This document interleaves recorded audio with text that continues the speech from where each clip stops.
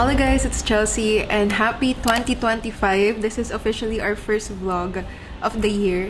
And welcome if you guys are new here. Welcome back if you guys are still here. Thank you for sticking around with me and welcome back to me na rin. Kasi ngayon na lang ako nag-vlog. But yeah, I wanted to start off yung uploads ko for 2025 nang hindi backlogs. Today is January 11. It's a Saturday. Currently, it's 12:47. Yeah, I hope you guys had fun nung holidays. Ang saya ko nung holidays kasi it felt like yung mga Christmas and New Year's namin nung nandito pa yung lolo ko. Ang saya niya. And hindi ko na-expect na makukompleto kami. And feeling ko ang extra rin na nagpasaya is si Caleb kasi first time niya mag-New Year ata. Kasama kami.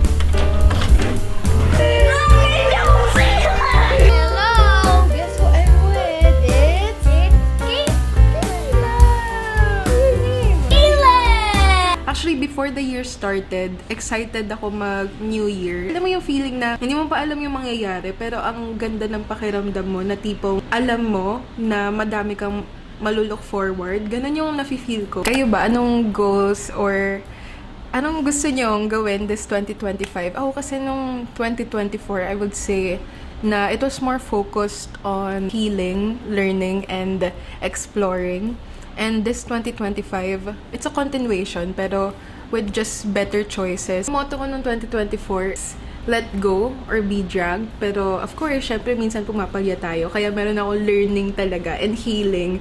Kaya ngayong 2025, since nag-progress naman na yon, yung kunwari, yung learned na siya. Kaya ngayon 2025, I just wanna be better and really focus on where I put my energy. I wanna learn new things, put myself out there more, and yung tipong kapag meron akong gusto i-try or na-curious ako, gusto ko gawin ko talaga siya. Parang may ganong attitude na sige G, ganon. Hindi yung idadaan ko lang talaga siya sa isip ko tapos hindi ko siya itatry. Basta, I wanna put myself out there more. Yun, I also wanna unlearn things. It's a continuation of the past few years. So I want to unlearn bad habits and move forward. Healing is not really that easy. And sometimes may mga moments na parang maaalala mo yung mga negative na nangyari, ganon. So this year, if I find myself in a similar situation, I want to approach it with a clearer and more empowered mindset. Just focused on things that I can control. Kunwari, how I react to this. Meron tayong learn, unlearn. I also wanna relearn and rediscover myself. Kasi feeling ko sa mga nangyari na hindi ganun kaganda, I somehow parang lost some parts of myself. Kahit din nga sa vlogging parang feeling ko nawala yung joy ko ng onte. Hindi naman ako ganito dati, pero last year parang naging medyo perfectionist ako sa pag-e-edit. Alam mo yung okay naman, maganda naman, pero naninitpick ko siya. Parang iniisip ko may mas okay na ganito, ganyan.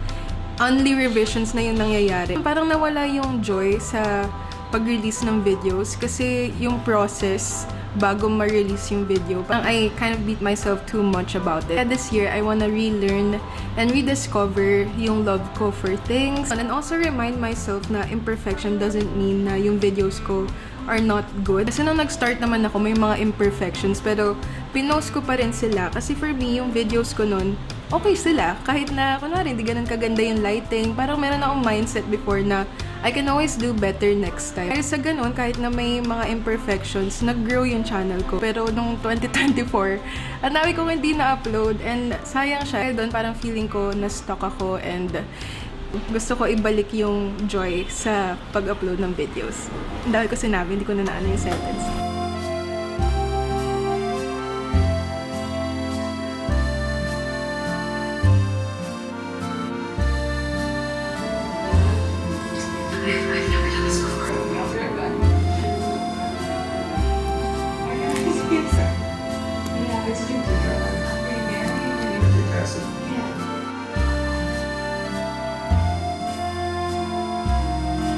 This is me with my layers and bangs, tapos my plant, and then good news. And then I'm gonna draw other things na hilig ko, tapos isi-stick ko sila dyan. Ano nakita sa TikTok and I wanna share it with you guys. This for me is the best advice. It says, if anyone is magically going to appear and just suddenly make your life better, just know that that person is always going to be you.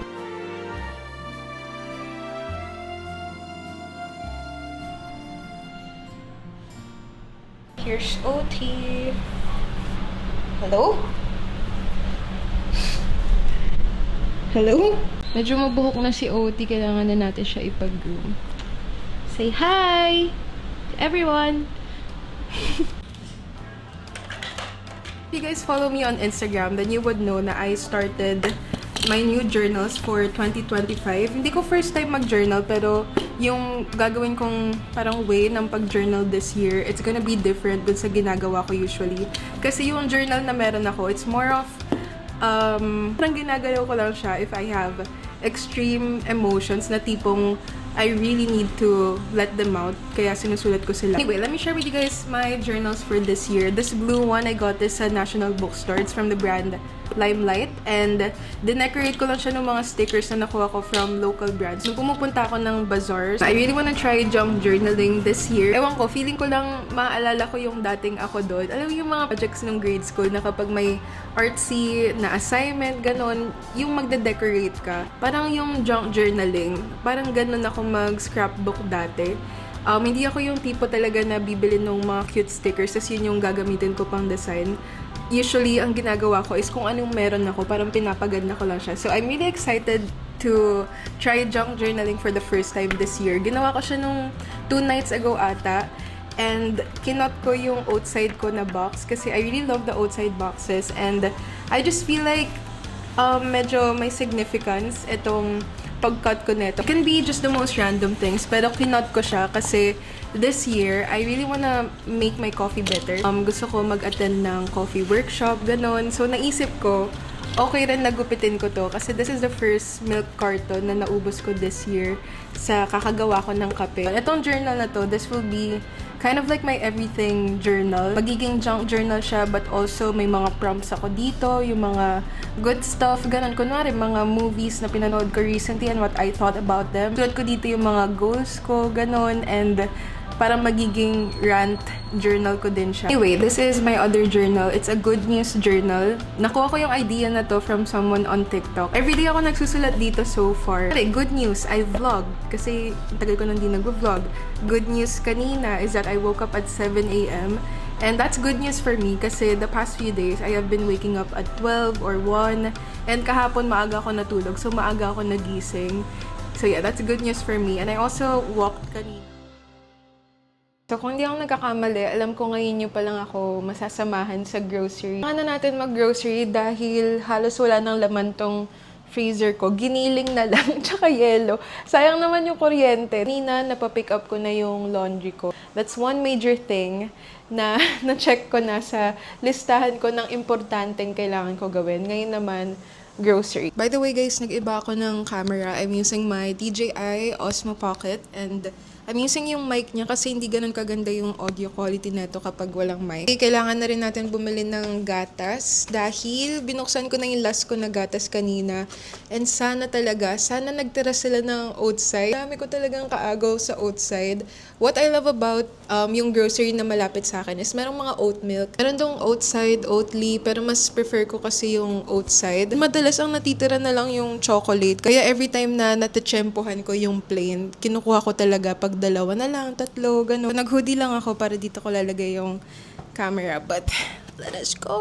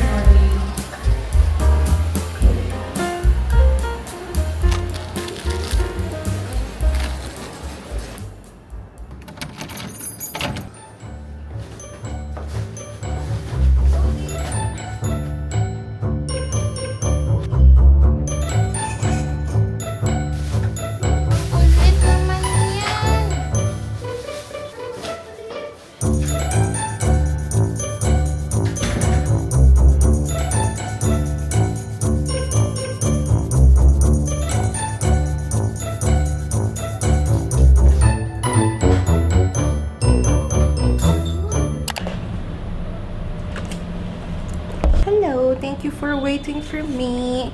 Say hi to Nyoti! Thank you, Nyoti! Guys, itong Zagu, parang monthly treat ko siya sa sarili ko. Pagtapos na ako mag-grocery, kumakain ako ng Poutsin tsaka Zagu. Kaso yung kainan kasi sa tapat ng grocery, cash lang sila. Gusto ko sana mag-Poutsin para hindi ako magluluto. Kaso wala akong cash. Hindi kasi talaga ako nagdadala na masyado ng cash. Pero buti na lang. Meron akong 80 pesos. Anyway, grabe nagsabay-sabay sila. Biglang tumawag yung laundry. Tapos sabi niya nasa lobby na siya. Eh, bawal kasi mag-iwan sa lobby. Pero buti pinayagan siya.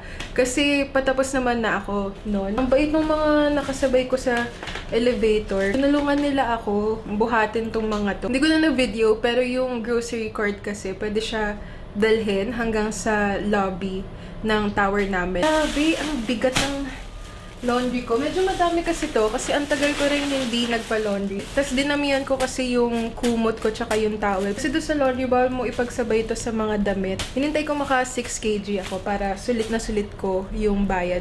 Pinalaundry ko rin yung comforter ko. Yung laundry ko pala, ano siya, free pick up and delivery. Pero nagtitip na lang din ako kay kuya kasi medyo matagal ako magpa-laundry kaya pag nagpipick up siya, ang bibigat nung dala ko. Ito yung first. Pangalawa, itong IKEA bag. Sa totoo, para na siyang home essential. Lagi ko talaga ito nagagamit. Ang sobrang tibay niya. Pangatlo, lastly is my comforter. Okay, so lahat ng yan ay 720 pesos. Regular lang yung pagpapalaundry ko. Usually parang 350 pesos siya a month, ganun. Pero ito kasi medyo naipon na siya, kaya tumaas. Anyway, let us do a grocery haul. Let's do a grocery haul. Dito na lang ako sa lapag, tapos ipapatong ko na lang yung mga gamit sa table. Grabe sumakit yung braso ko. First bag, yun na nga, naubusan tayo ng outside, kaya bumili na lang ako ng Arla na full cream milk. Ito naman ay ang aking favorite, Maling. San Marino tuna. Dalawa lang yung binili ko kasi meron pa akong dalawa dun sa cabinet ko. Ito gusto ko to for my cucumber salad and kapag ginawa mo siyang parang sisig. Okay rin to sa mga tortilla wrap. Highlands. And then I decided to get myself some noodles. Di ako palagi nag-noodles pero minsan gusto ko i-treat yung sarili ko. Naalala ko binili ko yan kasi yung package niya may universities, tapos yan yung NU. National yan ako, kaya binili ko siya. Tapos nung trinay ko siya, nagustuhan ko siya, kaya every time na mag-grocery ako, bumibili ako ng isa. Yun yung, ayun din, treat ko yun sa sarili ko. Ito yung mga essentials na naubos. So, meron tayong mantika, itlog, oyster sauce, muscovado sugar for my coffee, 2 kilo ng jasmine rice, pepper, brown sugar, 2 sinigang mix. Binibili ko ng cheese is Eden or yung queso kasi low carb siya. Pero ito na lang yung meron, queso, kaya ito na lang. Okay, I also got some butter, crab and corn soup, Kewpie, some Yakult, cornflakes. Naman ay pag may bisita. Lagi talaga ako nag-ready ng taco shells or nachos para if ever may bisita, yun yung ipapakain ko. Kasi lagi rin akong may ready na giniling. Extra hot chili na pancit canton for dads. And then 1 for me. I got 3 packs of mushroom. Ay, naku, nakalimutan ko ang enoki mushroom. Bili ako ng condense for coffee, again, if may bisita. Ito yung ginagamit ko for Spanish latte. Got 1 century tuna and 1 Spanish sardine. Got some gums. Ito yung lalagay ko sa bag ko. Isa pa sa mga naubos ay ang aking mga spread. So, I got yung Arla. This time yung light kasi diet ako. Char. Pero yun, try ko lang siya. Ito naman yung recent favorite ko na peanut spread. Sa peanut butter, sa totoo lang, mas nagugustuhan ko pa yung sa palengke, yung kulay orange yung takip. Pero itong Happy, nirecommend to sa akin ng kapatid ko dati pa. Tapos ever since, ito na yung like kong binibili. Kasi para siyang yung sa palengke, pero yun kasi diba minsan watery. Ito medyo may pagka-chunky siya, yung sakto lang. Next bag, ito ay para sa aking sinigang. And then, this is my usual kapag nag-grocery. Bumibili ako ng sukiyaki. Medyo mahal yung mga napili ko ngayon, pero ito na yung pinakamura, 162. Pero usually yung pinipili ko is yung mga 120 lang, gano'n. Liver para kay Otis, adobo cut. Bumili ako ng isang ribeye na steak, 100 lang kasi siya. Bumili ako ng bangus. I also got Tim Dory. I also got some tofu. Favorite ko yung SM bonus na chicken tocino. Kaso ang tagal na nilang hindi nag-restock. So, bumili na lang ako ng ibang brand. Kasi nag-crave talaga ako ng tocino. Kasi favorite ko talaga siya. Lagi din ako bumibili nito, chicken breast. Kasi ang dami mong pwedeng lutuin sa chicken breast. Bumili pala ako ng hipon. First time ko lang bumili ng hipon sa grocery. Ito masarap to guys, hamonado. Tapos yung brand niya is J&F Foods. Also got some nuggets. Up next ay mga gulay. So, cucumber. Kasi lagi ako nagko-cucumber salad.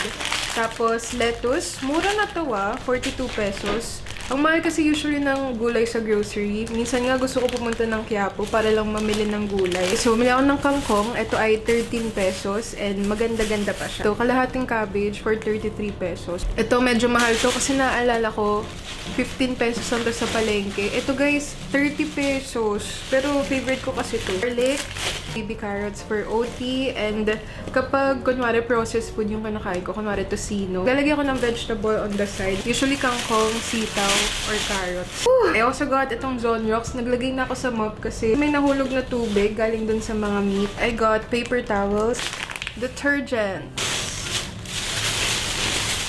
Di pala ako nakabili ng kamatis. So, usually, yung total ko for grocery, parang mga 2.8 to 3.6, ganon. Ito na yung pinakamahal ko na grocery. Pero ang dami ko din kasing near-stock nga kasi sabay-sabay sila naubos. Nagulat talaga ako pagkakita ko kasi medyo kabis ako na eh. Kaya kanina, piniram ko yung ballpen nung ate sa Zagu.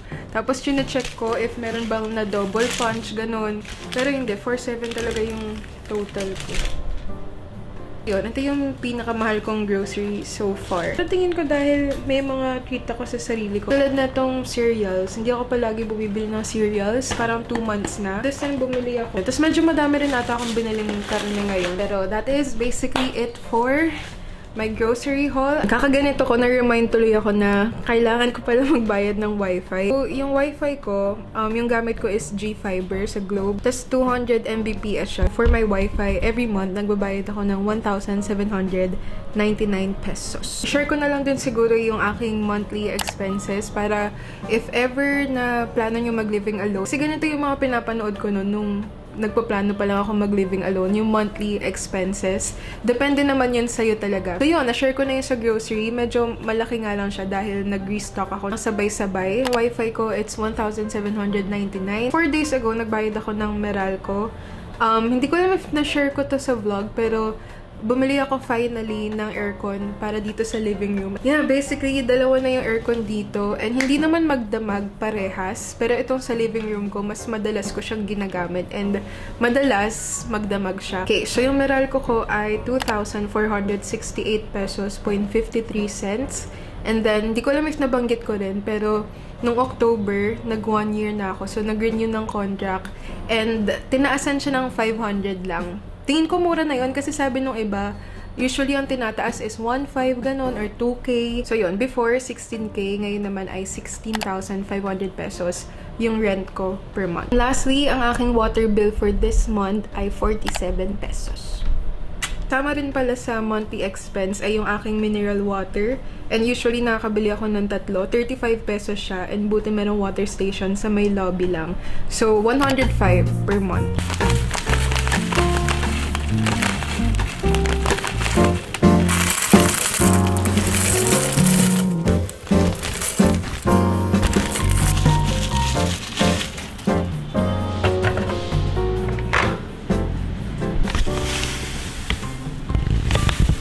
Is nighttime already.